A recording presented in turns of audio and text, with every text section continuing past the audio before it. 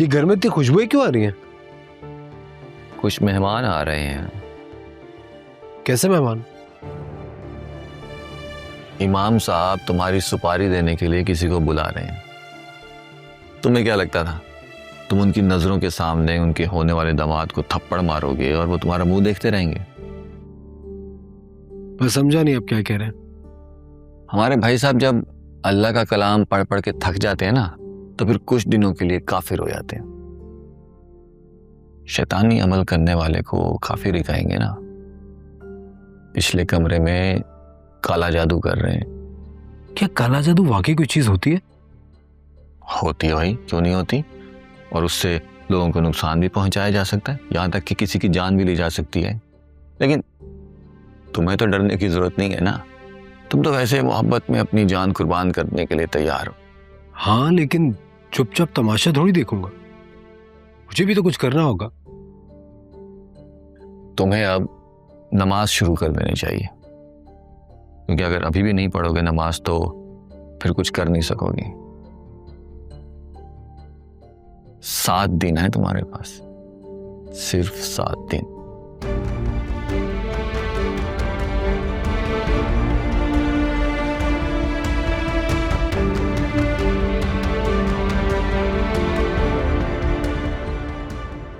सुंबल,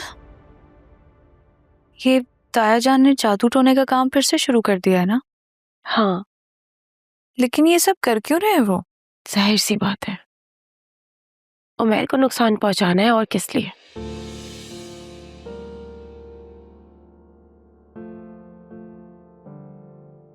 तुम क्यों इतनी परेशान हो गई?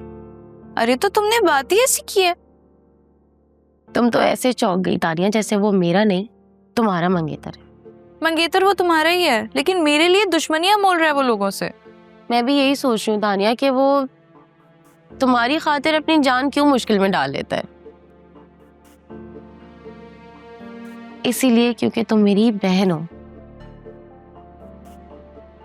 कितना प्यार करता है उमैर मुझसे। सो जाओ ना और फिक्र नहीं करो, जब तक मैं जिंदा हूं उमैर का कोई कुछ नहीं बिगाड़ सकता।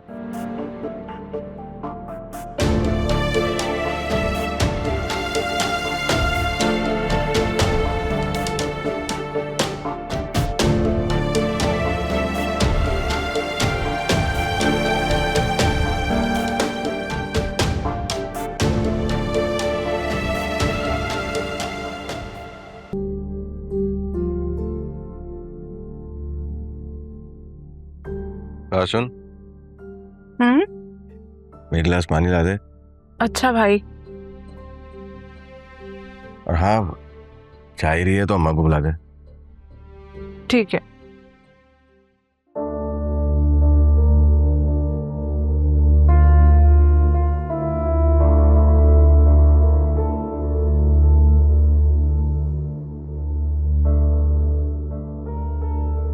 अम्मा, वो कौन? अब्बा को क्या करने जा रहे हो? अरे भाई, अब वो रुकने वाली नहीं है। अम्मा, तुम्हें मालूम है ना अब्बा के इस किस्म का तजुर्बा कामयाब नहीं होता है, उल्टा नुकसान होता है। पिछली बार दुकान में आग लग गई थी मेरी। देख जाए, वो आग तेरे शागिर्दों की लापरवाही की वजह से लगी थी वर्कशॉप में। तुम्हें क्या लगता है मैं पागल वागल हूँ? रात भर चारपाई हिलती है मेरी, दम घुटता है मेरा, नींद नहीं आती है मुझे। अरे हमें तो कुछ नहीं होता, पता नहीं तुझे क्या वहम हो गया। अरे अम्मा, तुम अच्छी तरीके से जानती हो कि अब्बा को अमल करना नहीं आता है, कभी कामयाबी नहीं हुई है, फिर भी। पुरानी बात थी। सुन, तेरे अब्बा बता रहे थे किसी बड़े आमिल से ना उन्होंने इजाजत ले ली है। चलो। और याद रखना बेटा, जो भी अमल इजाजत के साथ होता है ना, वो हमेशा कामयाब होता है। पता नहीं तुझे क्या हो गया है, डरपोक कहीं का। अपने जैसे से किसी से इजाजत ले ली होगी ना, उससे काम होता है ना, इनसे होना है। सुनोगे तो नहीं तुम मेरी।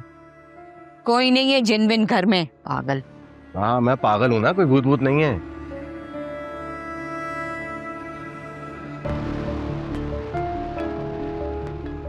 ये लो भाई। हाँ।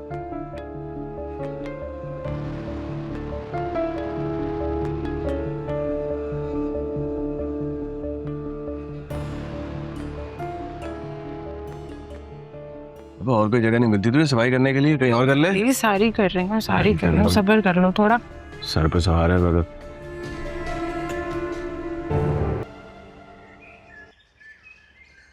बहुत कोशिश करता हूँ नमाज की रूटीन बनाने की, लेकिन पहले एक दो नमाजें छूटती हैं और फिर उसके बाद तुम नमाज पढ़ते ही नहीं हो।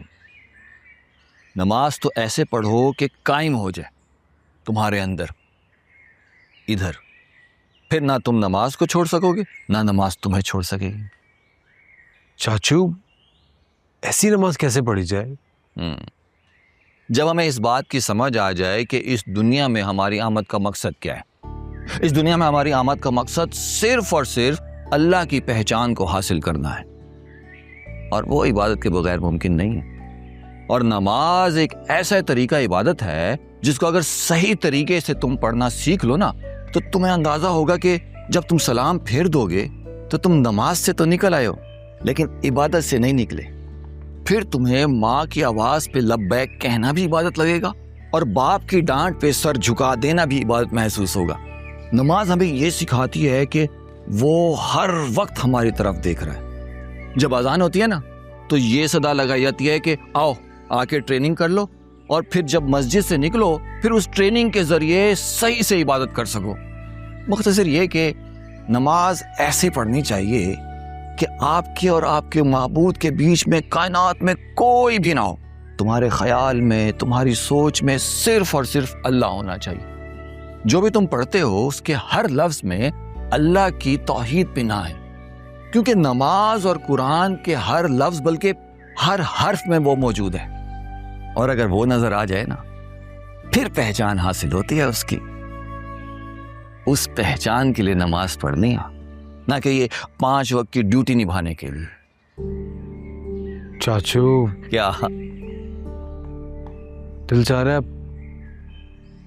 इसी तरह बोलते रहें और ये बातें कभी ना खत्म हो। ये लगन भी ना सब में नहीं होती। तुम में देख ली थी ये लगन मैंने, तभी तो खींच के अपने पास ले आया था मैं।